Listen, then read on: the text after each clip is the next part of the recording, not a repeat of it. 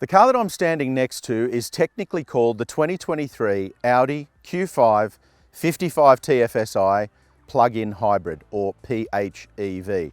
Let's just call it the Audi Q5 hybrid, or if you want to be technically correct, let's call it the Audi Q5 plug-in hybrid. We finally get this car in Australia, and name aside, I think this vehicle is going to work in our market. Aussies love medium SUVs, we know that.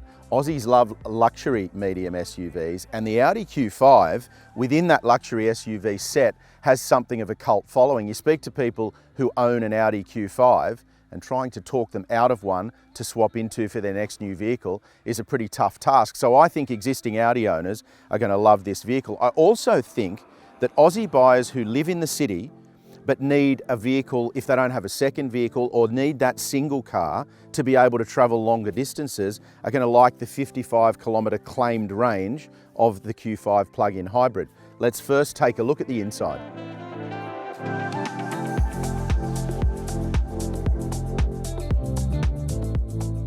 The Q5's cabin is, as you'd expect from Audi, well equipped.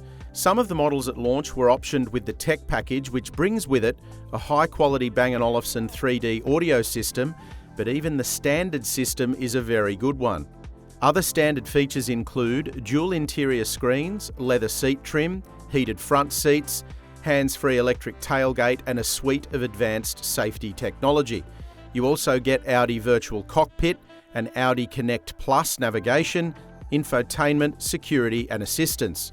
There's a hefty suite of standard safety equipment as well, and smartphone connectivity and infotainment is controlled via the 10.1-inch central touchscreen.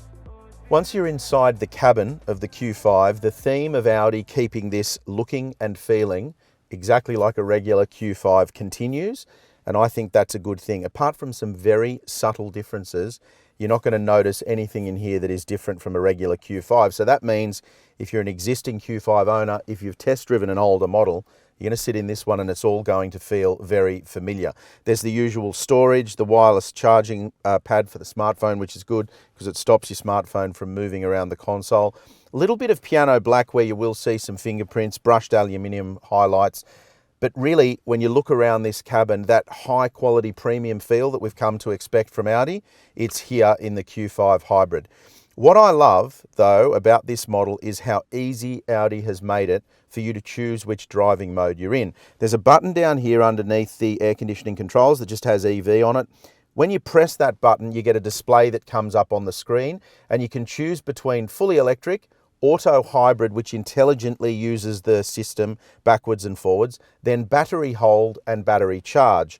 Battery hold will maintain the charge where it's at. Battery charge will put more charge back into the system. You've got an indicator there in front of the gauges, which tells you what state the battery is in. We're just about to start driving, and this is fully charged, so it's right up near 100%, of course. I think it's really easy. It's really, really simple for you to be able to choose which mode you're in. If you've got your commute to work like the average Aussie and it's about 20 Ks each way, get in the morning, put the car in EV mode, drive silently to work, don't use any petrol. It could not be any easier than that. And then when you head out on the open road on the weekend, you've got a regular vehicle driving the way you would expect a Q5 to do.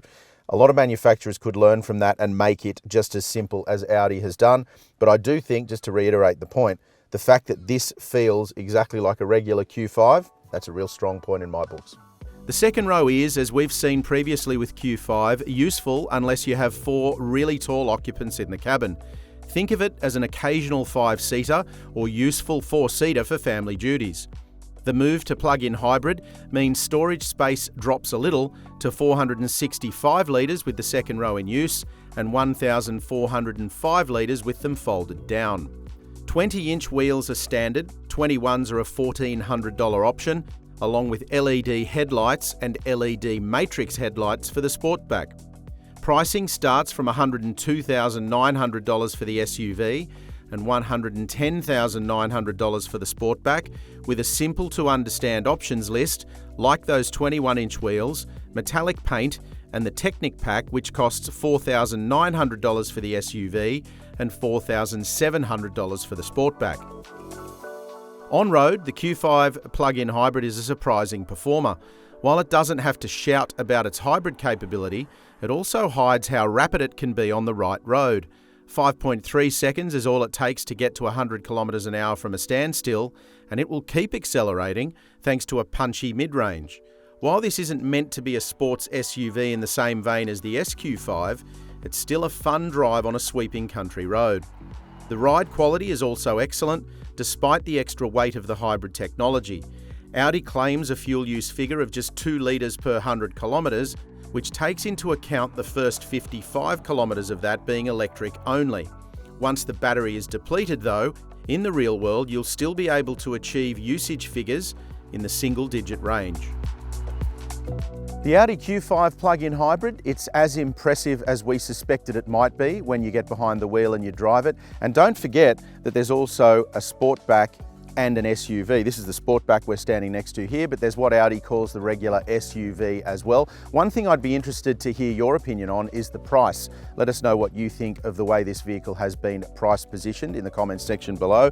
For me though, I think its strongest feature is that it looks like a regular Audi Q5. I like the fact that when you see this vehicle out in traffic, Audi hasn't done anything to the design to try to scream, look at me, I'm driving a hybrid vehicle. I think that's a really strong point. I think a lot of buyers in the luxury segment are going to appreciate that. Don't forget to let us know what you think in the comments section below.